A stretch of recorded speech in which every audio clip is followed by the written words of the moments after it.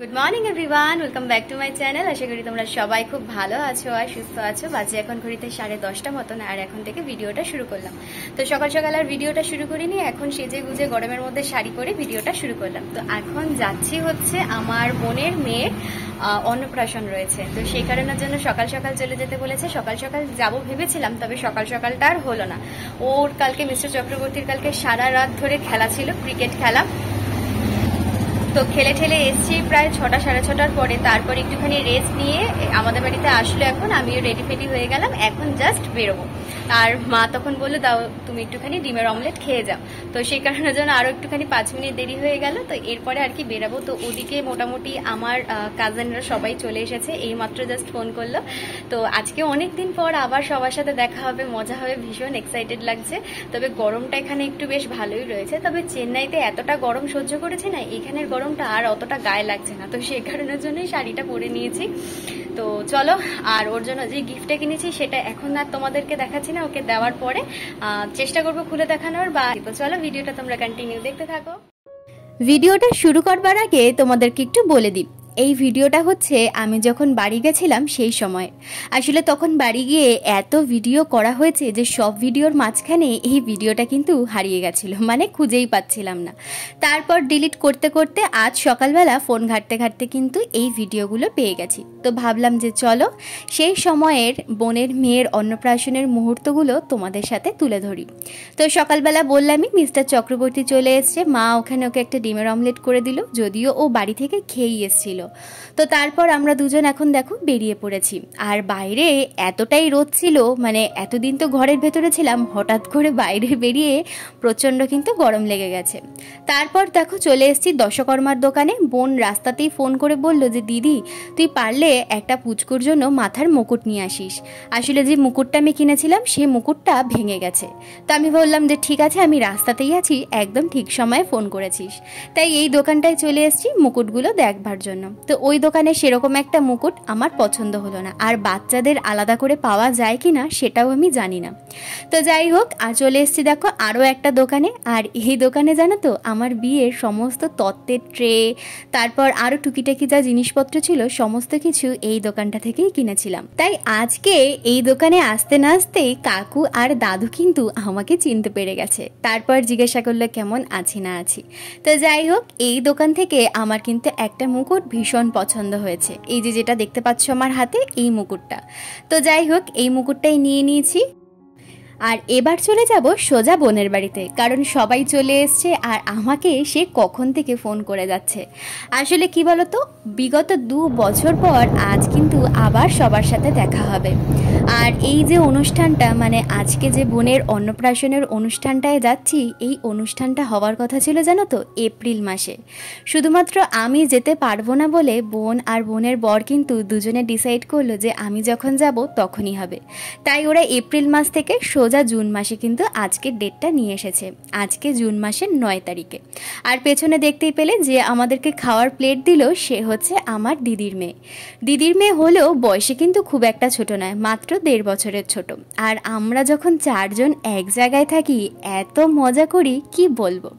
তবে বোনের বাড়িতে কিন্তু এখনও সব আত্মীয় স্বজন এসে পৌঁছায়নি। আসার মধ্যে এসেছে বোনের বাপের বাড়ি, মানে আমার মাসির বাড়ির সবাই, আর বোনের শ্বশুর বাড়ির কয়েকজন। আর আমরা কিন্তু চলে এসেছি, মানে আমি, পূজা, ভাই, আমরা 3 জন কিন্তু চলে এসেছি। আর আমাদের বাড়ির দিক থেকে সমস্ত আত্মীয় স্বজন আসবে সেই সন্ধেবেলায়। আর এখানে বোনের অবস্থা দেখো, সারা বাড়িতে এত লোকজন, এদিকে কিন্তু ও রেডি হয়নি। তারপর জোর জবরদস্তি করে আমি বললাম তুই নাইটির ওপরেই শাড়ি পরে এখন চল ওপরে, কারণ ওপরে মেয়ের বৃদ্ধি হচ্ছে আজকে, যেহেতু সমস্ত কিছুই নিয়ম মেনে করা হচ্ছে। তো সেই কারণের জন্য ঠাকুরমশাই বলেছে বৃদ্ধির অনুষ্ঠানটা করতে।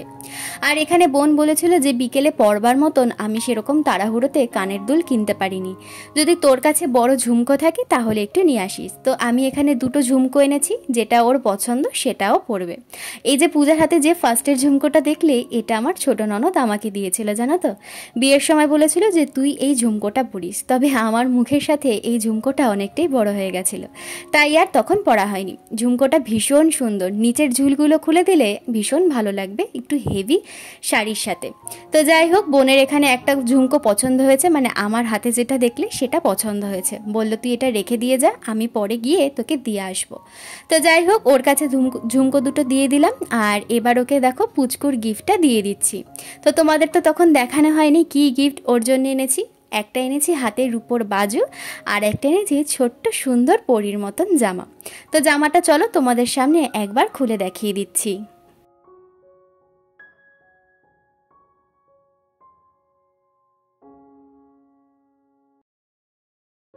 এই যে এই জামাটা কিনেছি আমার পুটুমার জন্য।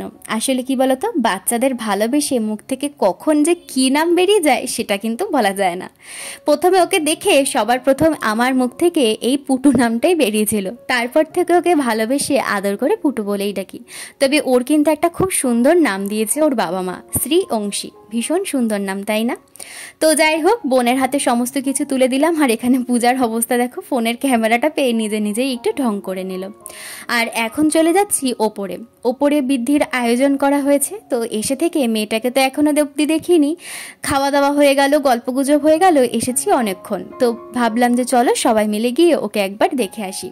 সত্যি কথা বলতে মেয়েটা এত ঠান্ডা হয়েছে কি বলবো। দেখো এত গরমের মধ্যেও বৃদ্ধির জন্য কতক্ষণ ধরে বসে রয়েছে, একটু ওর কান্নাকাটি কিচ্ছু নেই, শুধু বাবার কোলে বসে আঙ্গুলি চুষে যাচ্ছে। আর এখানে ঠাকুরমশাই বলল প্রায় কাজ হয়ে এসেছে। প্রায় 2 ঘন্টা ধরে কিন্তু বৃদ্ধির কাজকর্ম চলছিল।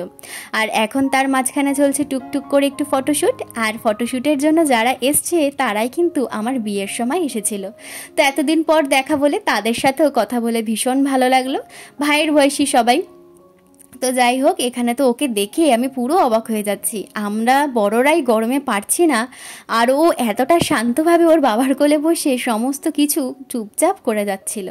তো যাই হোক, এখানে তো ওকে দেখছিলামই, আর উপরটায় ভীষণ গরম, তাই বললাম যে চল বৃদ্ধির কাজ হয়ে গেলে সবার প্রথম ওকে নিচে নিয়ে চলে যাই। তো এখানে রিয়ার মা হচ্ছে, মানে আমার মাসি হচ্ছে, এই দেখো কমলা কালারের শাড়ি পরে। তো এখানে অলমোস্ট ওর বৃদ্ধির কাজকর্ম হয়ে এসছে। আর এর মাঝখানেই মিস্টার চক্রবর্তী কিন্তু বলতে শুরু করে দিয়েছে, যাই এবার আমি বাড়ি যাই। আসল কথা কি বলতো, সারা রাত জেগে তো শরীরটা ওর আর দিচ্ছে না। তো প্রথমটায় বললো যে জয়ী আমি একটুখানি বাড়িতে যাই, দুপুরবেলা আমি আবার চলে আসবো। বাড়িতে গিয়ে একটুখানি না শুলে সন্ধেবেলা একটুও ভালো করে থাকতে পারবো না। তো সেই কারণের জন্য ওকে বললাম যাও তুমি গিয়ে একটুখানি ঘুমিয়ে নাও, কারণ সত্যিই তো একটা রাত যদি জায়গা থাকি আমাদের কতদিনই বা ঝিমুনি পায়। আর সেখানে তো আজকে একটা এত বড় অনুষ্ঠান, ওকে তো থাকতেই হবে, একটু রেস্ট না নিলেও হবে না। তাই ও চলে গেল বাড়িতে, একটুখানি ঘুমিয়ে তারপরে ও আসবে। আর এদিকে দেখো পুটু কিন্তু আমার কোলেই ঘুমিয়ে পড়েছে। আর এখানে পূজা ওর জন্য কি সুন্দর ফুল দিয়ে কিন্তু গয়না বানাচ্ছে। দেখো এটা বোনের খুব ইচ্ছে ছিল যে দুপুরবেলা ওকে যখন স্নান করাবে ফুলের গয়না পরাবে আর একটা হলুদ কালারের জামা পরাবে।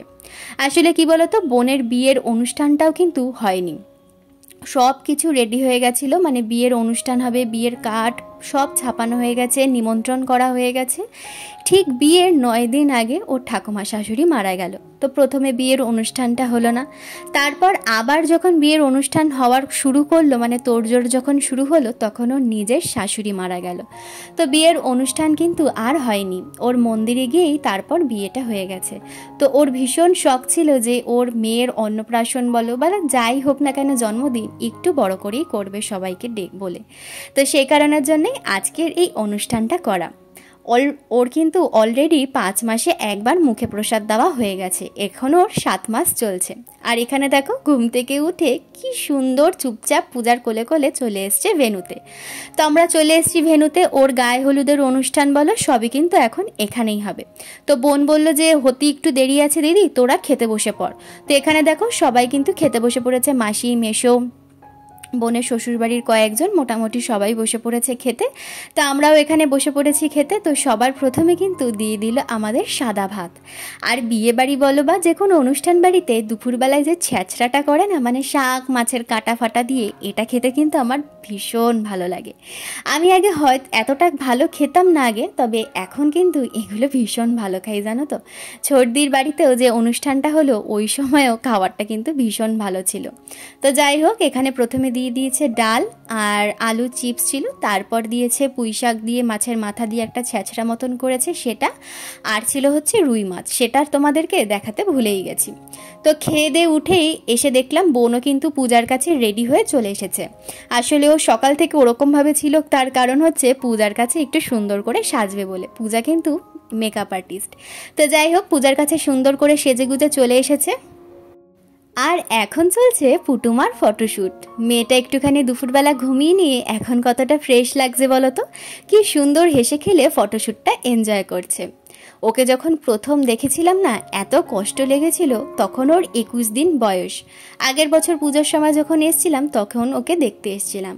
তখন তো ওর শরীর ভীষণ খারাপ ছিল, কতগুলো হসপিটাল নার্সিংহোমে কত দিন করে ভর্তি ছিল, জানিয়ে না মেয়েটার যে কি অবস্থা হতে পারত। সেখান থেকে যাই হোক, এতদিন পর দেখে ভীষণ ভালো লাগছে। তবে সামনাসামনি কিন্তু এখন দেখলাম, এর আগে এতদিন শুধু ভিডিও কলেই ওর সাথে দেখা হতো। তো যাই হোক, এখানে বোন ওকে রেডি করিয়ে দিচ্ছে। বললামই তোমাদেরকে একটা সুন্দর হলুদ কালারের ড্রেস পরাবে, আর এই ড্রেসগুলো সবই কিন্তু আমার আগে ভিডিও কলে দেখা হয়ে গেছে। আসলে বোন এ থেকে জেড পর্যন্ত যা যাই করেছে সব কিছুই আমাকে জানিয়ে করেছে, দিদি এটা করছি, এটা হলে ভালো হবে, ওটা হলে কি ভালো হবে। তো সব কিছুই দেখে শুনেই নিয়েছি, আর এখন সবটা সামনে থেকে দেখছি। তো এতটাই গরম লাগছে, তাই জন্য একটুখানি কাঁদছিল। আবার যে ফ্যানের তলায় দাঁড় করিয়েছি দেখো, এখন পুরো চুপ হয়ে গেছে। আর এই ফুলের গয়নাগুলো কিন্তু পূজা বানিয়েছে, ভীষণ সুন্দর লাগছে তাই না? তোমরা কিন্তু অবশ্যই কমেন্ট করে বলো যে সবাইকে কীরকম লাগছে। তবে একটাই মিস্টেক হয়ে গেছে, যে বিকেলবেলার ভিডিও করতে একদম মাথা থেকে বেরিয়ে গেছে। আসলে মিস্টার চক্রবর্তীর আস্তে আস্তে অনেকটাই দেরি হয়ে গেছিলো, কারণ ও ঘুমিয়ে পড়েছিল। দুপুরবেলাও জানো তো খেতে আসেনি, দিদির বাড়িতেই খেয়ে নিয়েছে। তারপর ওর আস্তে আস্তে প্রায় 6টা সাড়ে 6টা মতন বেজে গেছে। আমি বাড়িতে গিয়ে তাড়াতাড়ি করে রেডি হলাম, তারপরে আস্তে আস্তে অনেকটাই দেরি হয়ে গেছে। তো সেই কারণের জন্য আর রাত্রেবেলার ভিডিওটা করা হয়নি। তো যেহেতু রাত্রেবেলার ভিডিও করা হয়নি, কীরকম সাজগোজ করেছি তো সেটা তোমাদের দেখানোর জন্য আমি ভিডিওর শেষে ফটোগুলো অ্যাড করে দেব। বোন, পুটু, বোনের বর, আমি, পূজা, ভাই সবাই কীরকম সেজেছি সেটা কিন্তু আমি তোমাদের সাথে ফটোতেই শেয়ার করে দেব। আর তার পাশাপাশি মামাবাড়ির সবাই, মাসিরা সবাই কিন্তু এসেছিল এই অনুষ্ঠানে। যখন আমি ভেন্যুতে ঢুকছি সন্ধেবেলা, সবাই কতটা এক্সাইটেড ছিল আমাকে দেখবার জন্য।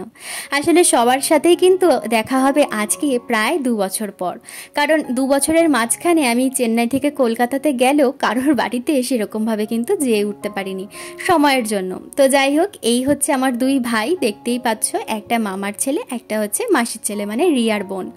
তো যাই হোক, আর এখানে ওরা দেখো যেখানটায় স্নান করাবে সেই জায়গাটা সাজাচ্ছে দুধ আর ফুল দিয়ে।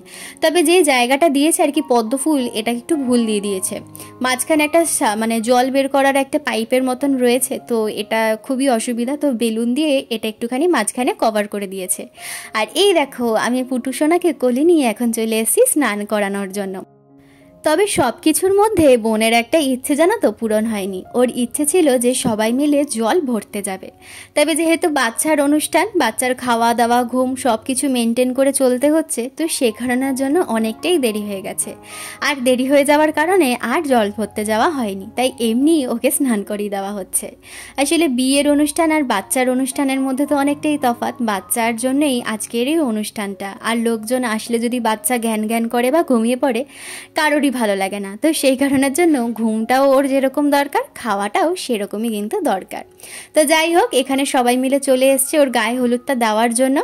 আর এখানে জানো তো আমার বেশ অনেকগুলো সুন্দর সুন্দর ছবি আছে, সেগুলো সবই বোনের কাছে আছে, তবে 2-1টা আমাকে দিয়েছে। পারলে তোমাদের সাথে পরে কোনো দিন সেই ফটোগুলো শেয়ার করব, আর পারলে ওর এই অন্নপ্রাশনের ভিডিওটাও তোমাদের সাথে শেয়ার করব।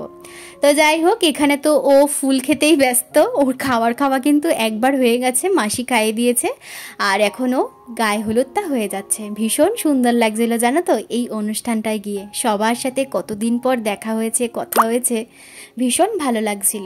তোমাদের কীরকম লাগলো ভিডিওটা অবশ্যই কিন্তু আমাকে কমেন্ট করে জানিও। আর এই হচ্ছে বাবা আর মা আর মেয়ের একটা ফটোশ্যুট চলছে। তো এইসব করতে করতে মেয়ে কিন্তু ঘুমিয়ে পড়েছিল। আর ঠাকুরমশাই বলেছে যে বাবাই কিন্তু প্রথম মেয়ের খাওয়া দাওয়ার দায়িত্ব নেবে, তাই মুখে প্রসাদ যদি দিতে হয় তাহলে নাকি বাবাকেই সবার প্রথম দিতে হয়। আমি কিন্তু জানি না এরকম নিয়ম আদৌ আছে কি নেই। তো মেয়ে যেহেতু ঘুমিয়ে পড়েছে তাই আর হয়নি, জাস্ট মুখে প্রসাদটা ছুঁয়ে রাখা হয়েছে। আর এই হলো আমাদের সন্ধেবেলার সমস্ত সাজগোজের ফটো। দেখতেই পেলে বোন আর বোনের বরকে। এই হচ্ছে আমি আর মিস্টার চক্রবর্তী। সবাই গেছিল, তবে সবার ফটো আমার কাছে নেই। বোন ফটোগুলো পাঠালে সেই সমস্ত ফটো তোমাদের সাথে শেয়ার করব। তো চলো আজকের জন্য ভিডিওটা এখানেই শেষ করে দিলাম। দেখা হচ্ছে আগামীকাল নতুন আর একটা ভিডিও নিয়ে। ততক্ষণের জন্য সবাই সুস্থ থেকো, ভালো থেকো। আজকের ভিডিওটা কেমন লাগলো কমেন্ট করে জানিও, ভালো লাগলে সাবস্ক্রাইব করে দিও। টাটা।